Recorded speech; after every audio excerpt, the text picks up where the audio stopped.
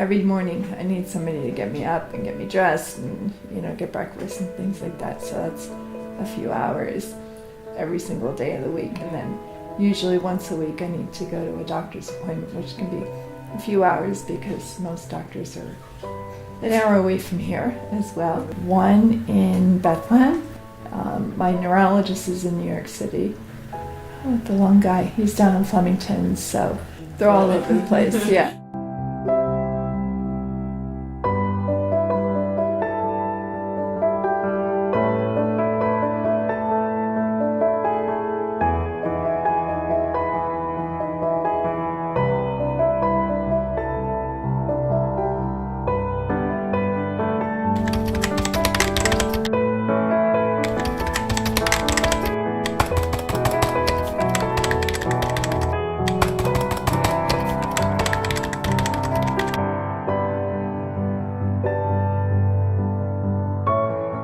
MS is short for multiple sclerosis, which affects the central nervous system. It could either be in the spinal cord or in the brain. My mom has it in her spinal cord. So for my mom, she has lost complete function in both of her legs and her left arm. My name is Diana Schott.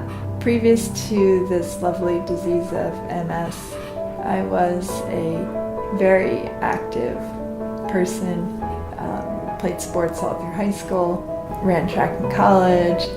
I was a physical therapist, and I have since not been able to find a job as my abilities are somewhat limited now by the MS. It starts off usually with relapsing, which is it'll spark up every so often. Numbness in your legs, like you can't walk, or lose some function in your hands. My first symptom was my left arm going numb. And so I went to one of the orthopedic surgeons that I worked closely with, and he told me it was brachial neuralgia, which is kind of a temporary thing and it should get better. So it got mostly better, and then I developed like iritis, whereas you get blurry vision. So I went up to an eye doctor up in Newton, and when he took a look in my eye, he said I need to go to a neurologist. And that's when I knew what it was, because he knew what it was. He didn't come right out and say it, no, and I cried the whole way home because I knew.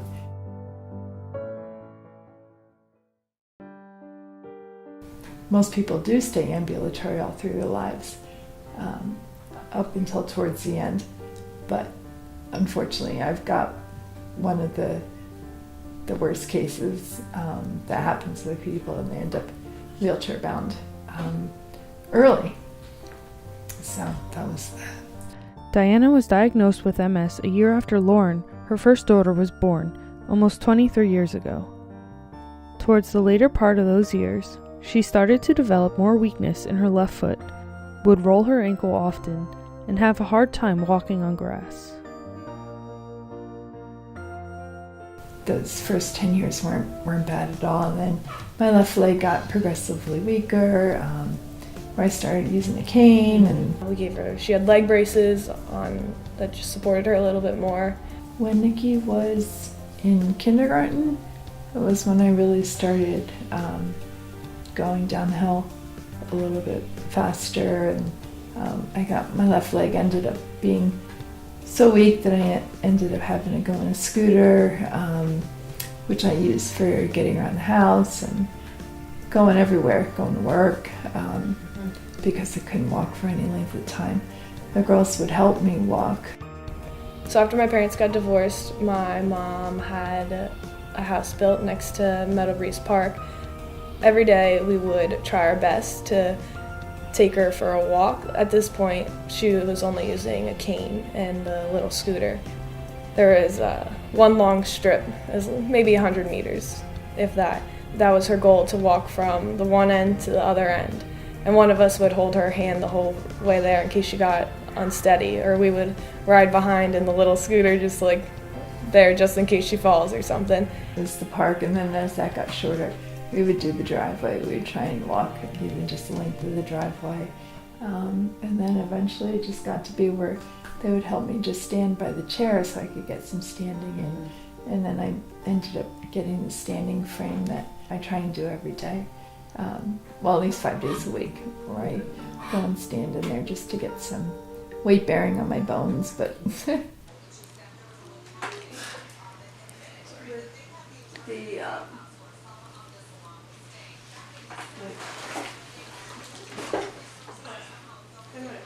No, honestly. To talk to her. I'm sorry. Getting up in a upright position helps a lot of your digestive. It's the last time to take that off, isn't it? Yep. I need my right arm first.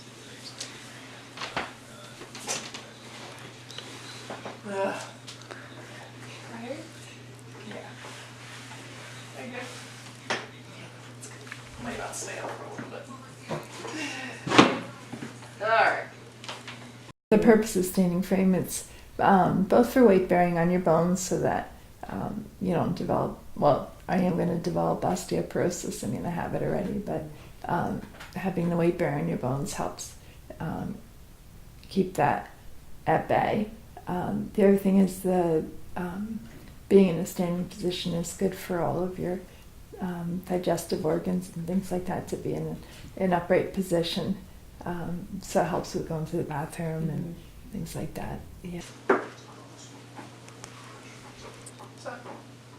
Okay, we're good. Yeah. So now she's in a really nice wheelchair, actually. She's in it all day, except she tries her best for 20 minutes to go in the stander.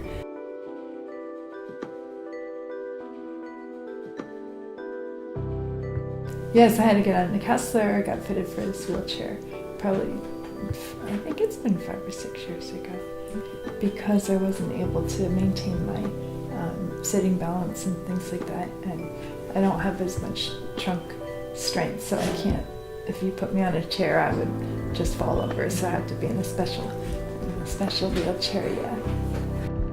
Although she might be wheelchair bound, Diana still tries to keep a right frame of mind and stays as active as possible. She hates being home. Yeah, I bet. She tries to do as much as possible. She even volunteers at a nursing home in our town I think it's every week, but she is always trying to do something. I do. I go to Warren Haven once a week for a few hours a day and go and chat with the residents. They're basically just providing some kind of company and to them. Now, I hate being home all day. It drives me nuts. I mean, I go to doctors frequently and things like that, but no, I'll go sit outside and read or go to the park when the girls are home. Sometimes we'll go up to the lake, the road a little bit, and take the dog for a walk and a swim, but no, I absolutely hate to be home. She always goes somewhere one day, or she'll go with her boyfriend to his field hockey practices.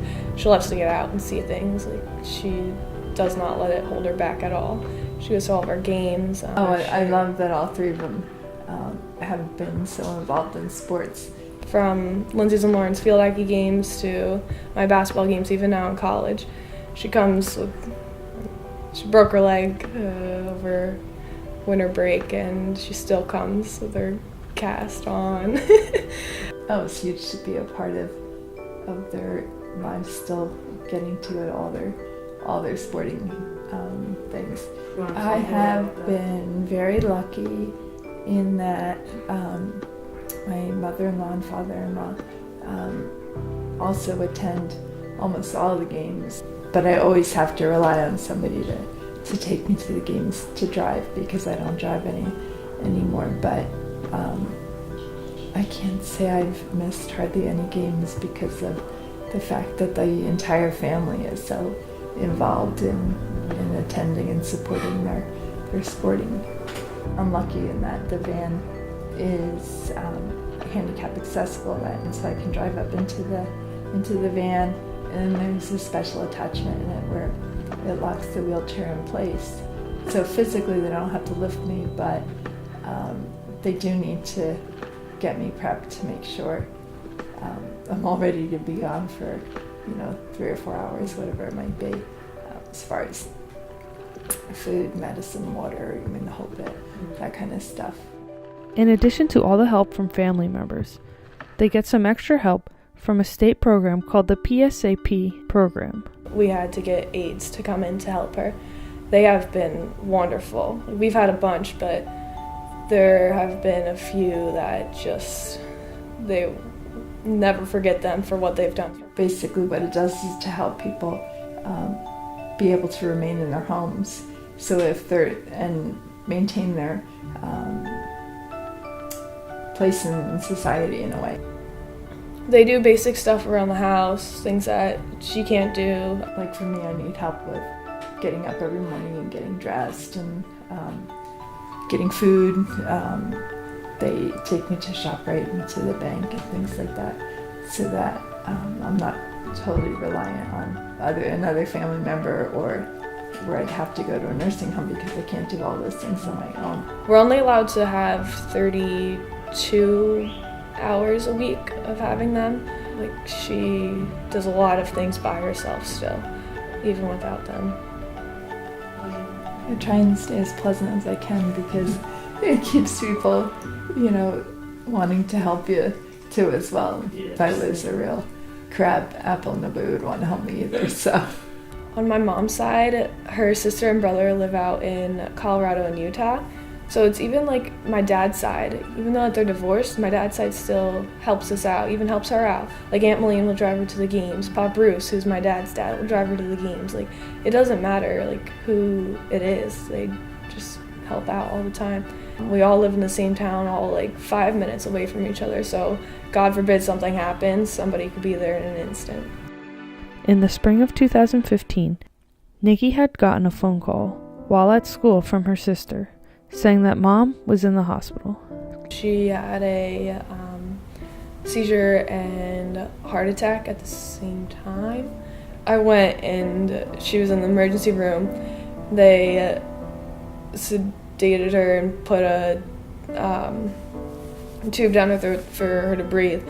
She was so uncomfortable, like you could tell in her eyes, like she hated it, and then she ended up being in the ICU for 5 days. She didn't even remember like what happened or anything.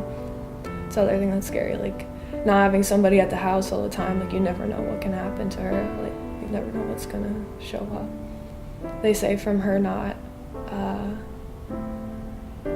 like being so active, like she probably had the heart attack in the stander, like for being up for too long. So they limit her now by checking her blood pressure every so often in the stander. I go to therapy, but it's a place called Push to Walk, and they do things to try and keep you as active and as stimulated as you can.